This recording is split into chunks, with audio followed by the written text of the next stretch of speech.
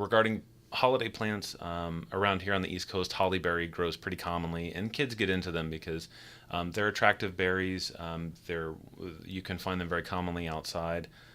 They're not gross, and they're usually at arm's length or arm's reach for kids to get into. One or two berries typically isn't a problem. They're not going to taste very good. They cause a little bit of mouth irritation or stomach upset. Really large amounts, may cause more vomiting or diarrhea, but it's really not something that we get too worked up about. So poinsettias, although they're attractive, they're common in the home during winter and holiday time.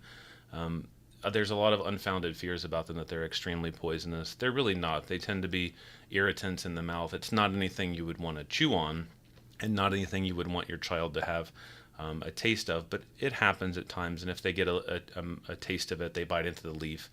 It can be irritating, but that's really going to be it. It's nothing that we would send them into the emergency room for typically.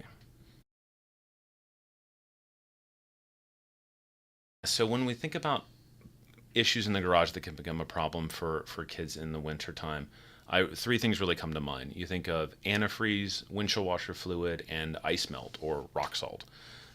Windshield washer fluid is typically made of 30% methanol in most cases, so that's the blue liquid that comes in the jug bottle that you put in the windshield washer reservoir for your car so that you can de-ice your windshield. And then you have antifreeze, which goes into the radiator, which is another toxic alcohol called ethylene glycol. And even very small amounts can be poisonous to adults, to children, to pets. So it's something we really want to make sure that we keep a good eye on and keep it out of the car. One of the biggest problems people run into is when they put it into drink bottles.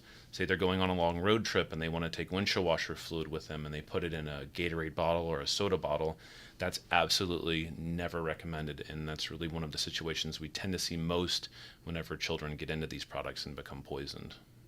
And when it comes to the ice melt, you want to make sure to keep the kids away from it, whether it's in the garage or whether it's applied on the snow and ice.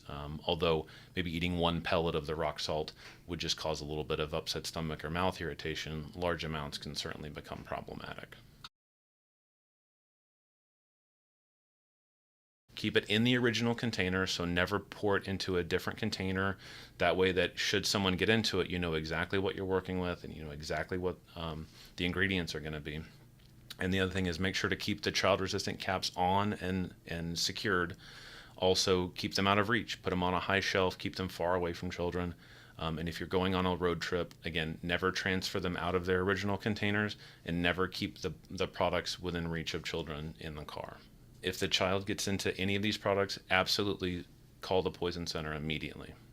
Make sure that, again, if you have the original container, make sure that you can say the brand name of the product and the ingredients. That way that we know exactly what we're working with and can assess the potential danger of the product. So during the holiday season, it's very common to have holiday parties, Christmas parties, etc.